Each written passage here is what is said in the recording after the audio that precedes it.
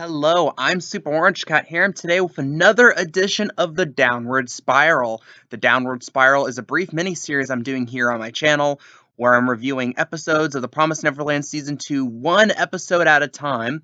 Today I'm covering Episode 10, the penultimate episode of The Promised Neverland, as it airs each Saturday night on Toonami at 1:30 a.m. Now, what I like to do is to give a brief synopsis of the episode and then just give my thoughts. So we start where we left off last time of Vincent, quote unquote, betraying everyone else by giving the positions of what the kids are doing and what they're going to do to warn Peter Ratri ahead of time. And then it's quickly revealed right then and there that this was its own trap, as Norman was clearly right there watching Vincent do it and nodding along. So then, basically what happened was that the kids, their plot to get into the Gracefield house was to use hot air balloons. Have two sets of hot air balloons. One that would go forward and onward, and one that would kind of go around the facility. They were anticipating for the demons, or whatever forces they're going to use, to shoot down the balloons to attack the ones going directly towards the Gracefield house. However, these happen to have bombs inside, causing brush fires, killing some demons, and basically causing all-out chaos at various farms.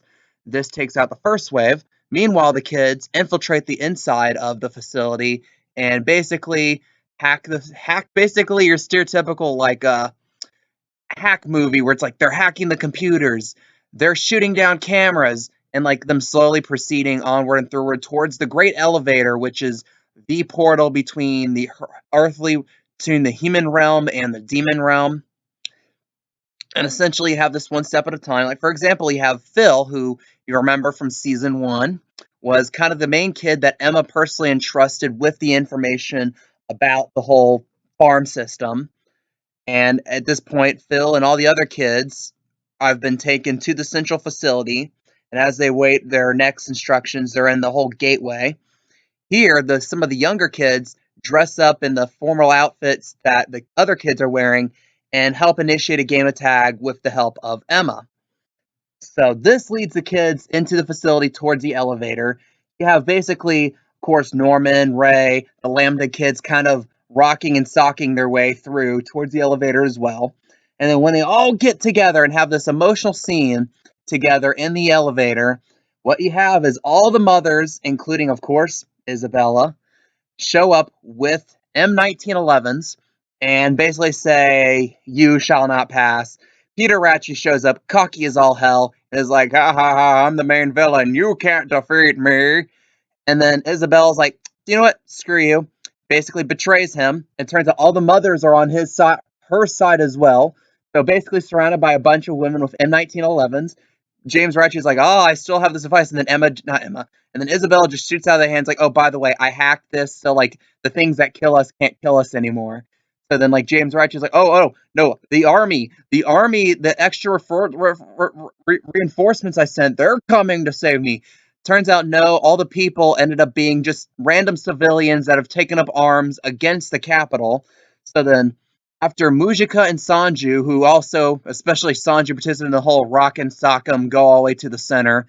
After Mujika shows up, takes a podium, takes a few selfies, and makes a brief call to the base department, basically says, "Yeah, I gave all these people my blood." So Peter Ratri absolutely panics, knowing that none of these demons are hankering for human meat anymore, don't need it. So he starts panicking, he breaks down, and at the end of the episode, Emma offers her hand and says that he can also go to the land with them. Ultimately, this episode was a very, very, very mixed bag for me. I'm going to start with the one thing I loved about this episode was the scene where everyone was converging on the elevator. You have Emma and Phil see each other for the first time in 2 or so years and have this emotional reuniting moment because, like, at the same time, and I've mentioned this before, the subtext in the first season was Isabella is what Emma would have been if Emma took the well-worn path of being selected for the mother program and being a mother herself. And Isabella faced some of the similar trauma Emma did, having a male friend that she deeply liked and trusted go away. And then Isabella tried to escape, but the last minute decided against it, while Emma did the other option, deciding to go through with the escape. And at the same time, so it's like she's like this analog of Isabella. Like, Emma is like what Isabella saw herself as. And at the same time, while Isabella became this like demented, like perverse mother figure where she perversed the concept of motherhood, you have Emma who very clearly is basically like this perfect surrogate mother for these kids. If you paid attention in the first and to a degree the second season, you see Emma kind of was the team mom of the group in a way. Like she was the emotional support that everyone counted on. And in this moment here, where basically this really felt like a mother seeing the kid she's missed for 2 years. Like, how would a mother react to that? And she would be full of tears and happy she sees her son again. And that's why I really felt like, especially with the degree of extra emphasis placed on Phil relative to some of the other kids, including some of the kids that escaped with Emma, shows at least some type of increased emotional importance Phil has to her. And the fact that she's like, I didn't betray you, you didn't die. Me leaving you back there didn't lead to your death, and like being so happy and so relieved to see him in front of her. I really felt that. I thought that was a really well done scene, actually. And if that scene was kind of the whole episode stretched out over 20 minutes, I would have given this episode a 9 out of 10. However, that is not the only thing that happens in this episode, you know. And some of the things I really, first off, I called it after the last video. Vincent wasn't really betraying them. This was a ploy. And it's like, Vincent was like the most defensive of Norman of all the Lambda kids. He's not going to betray him. And it's just like so clear, like the whole thing was like a diversion tactic. However, like what I don't like, so much contrivance happens in this episode. And this is something that I've mentioned multiple times and everyone's mentioned multiple times. So many just plot contrivances happen. Like, for example, especially with like the scene where they like break in. So, okay, the demons know the kids have to go to the Gracefield house. Even have Peter even have Peter Ratri straight up say this last episode, like, oh, they're gonna figure out the one way out is through here. Let's just be ready for them. But like all of a sudden a few kids with pipes can just like kill some demon guards, like killing like your best demon guards. Nope, these are like more incompetent than stormtroopers, you know. At least like stormtroopers had the appearance of being menacing. These demons just bumble around and then they get just like killed by freaking 10-year-olds, you know. And it's just got to be embarrassing, you know. And at the same time, like, for example, when the hell did Vincent know how to code? How do the kids know how to hack these facilities? Did that one pen cap tell you, like, all the infrastructure, like, all of the power grid stuff, too? You know, at the same time, they could have made good money. They could just ask for Bitcoin for it, you know?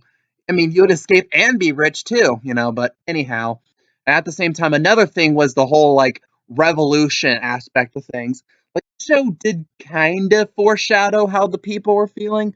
Like, for example, you had the people in the village who were like, you had like the couple of guys from that one earlier episode who I thought were going to play a bigger role, but they just killed off. They were like, man, we get all the crappy food. The elite get all the good human food. And then like that's really as much as they really showed about the whole power structure of like the whole elites control everything. And they were like, why are they attacking the random humans and not like the capital? Well, in the manga, they actually have this epic fight between them and the queen of all the demons, and it actually has an impact. But here, literally, the whole plan just felt like, hey, you know those humans that like basically firebombed our village? Let's just support what they're doing now without anything other than like Mujika saying, oh, by the way, the demon elites are holding the good food from you. Here, take my blood so you won't ever need the good food. It just feels, it makes no sense. It makes no sense the more you think about it, you know? And that's something that stuck with me. And it just felt like they absolutely had to have they had to have a twist. And that's one thing this episode had. This episode had like 50 different twists in it. Like, for example, you had the first twist that, oh, Vincent really wasn't betraying them. You had the second one of, oh, wait, they're not even using the demon drug. And then another one of, wait, the kids can hack into the power system. And then another one of, oh, but Isabella figured this. Isabella knew what the kids were going to do, so she had her mothers, like, have the guns. And then you had Isabella be like, actually, no, I'm just gonna screw over Peter Ratri because these are my kids and I actually love them.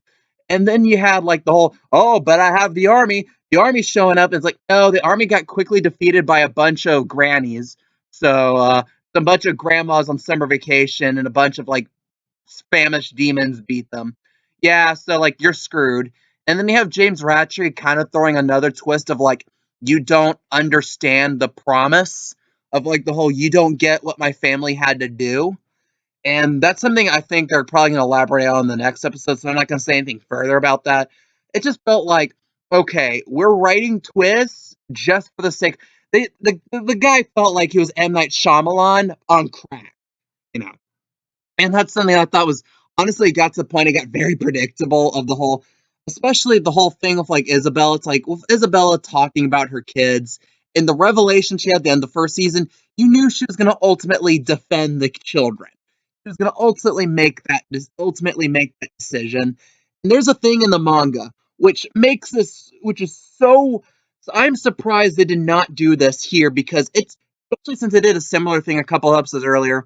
Remember at the end of like episode 8, I think, where it's like Norman's about to kill the grandpa, about to kill Vilk, he's about to kill the demon Emma, and then like Emma tells him to stop, and it's like through Emma's eyes, she sees him as like the same 5-year-old boy she always like knew and loved, like crying.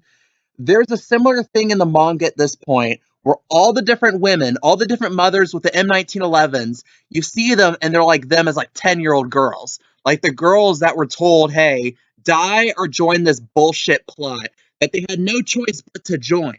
And it has this like emotional impact that you get deprived of here. And that would help further the point. It would help further the point of basically all these women revolting against the system here, without that scene, without the imagery, you just get, oh, the women just decided to switch sides because YOLO, you know? And that's something I feel like that was neglected here. And overall, something that you won't see in the Toonami version because Toonami cuts the OPs after the first episode, but in the part of the OP where you see like the writers for this episode, apparently, I was told this and I had to look this up for myself. The actual writers of this episode did not credit themselves, which has precedent, but not a good precedent. As in, like, usually when this happens, it's because they want to hide themselves from shame. And at this point, even in Japan, I had to look this up. The reputation for the season was dampening pretty hard, even in Japan. It was definitely dampening hard in the United States. I remember like doing like a tweet about like me seeing The Promised Neverland is trending and being like, oh god, the only reason why this would be trending is because people hate the second season. And I didn't want to be spoiled, so I didn't go into it, but like, yeah, not fun to see, but this is something like, and season 2 does this, and this reminds me of Fully Coolly Progressive in a way, where you have a lot of really great concepts you have, but you bungled the execution horribly. Like, and especially since I'm aware of the manga here, there's a lot the manga does that the anime skip through to make time that really just makes it feel bad. Like, this season, I've mentioned this, and a lot of people mention this, Emma feels really nerfed as a character. She's gone from being like a badass, reckless, like she is the one you want in a crisis. She will save you in a crisis. This season, she's gone from that to basically being the team mom. But in the manga, she actually has her moments to shine. Like Goldie Pond, she ends up being the standout character. During the Seven Walls, I'm not gonna say arc because it's quick, like episode, the Seven Walls episode, she saves the day. So you have these moments where Emma actually still is badass in the manga, but they absolutely cut it here. And it reminds me so much of Toka and Tokyo Ghoul, where she was this badass, devil may care character in season 1. Season 2, she spends half of it crying about a boy, you know? Well, she's not crying. At least they did not have her character be like crying over being in love with Norman. Thank God they did not do that, because I don't think I could stand that. At the same time, and Emma did still, like, she's still at least great as a team mom. And it looks like at the end of this episode, she's going to try to talk no jutsu her way to convince Peter Rattree to, like, join her side, which I mean, it's worked before. It worked like with Norman. Like you have Norman who spent years planning this genocidal plot, being like, "Oh, this girl I like, this girl I know, kind of really against it. Okay, I'm on her side now," and it just felt lazy, you know. And at the same time, I'm not that optimistic. I've seen ahead at the IMDb rankings, like the IMDb like ratings for these episodes. Like episodes 1 through 3 were reasonably rated well. Then like 4 through 10 kind is roughly the same. This next episode, the final episode, has like a rating of like a 1.5. I didn't see what happens. I want to be surprised. I want to rage out next week. I feel like I am, because of all the people who apparently like rode through the season, a lot of them snapped with the final episode, and I'm waiting to see what happens here. But again, what do you guys think? What's your opinions on this episode? Is Isabella Gilf of the Year? Leave your comments, leave opinions down below. I appreciate your input. I am the Super Orange Cat, and that is all.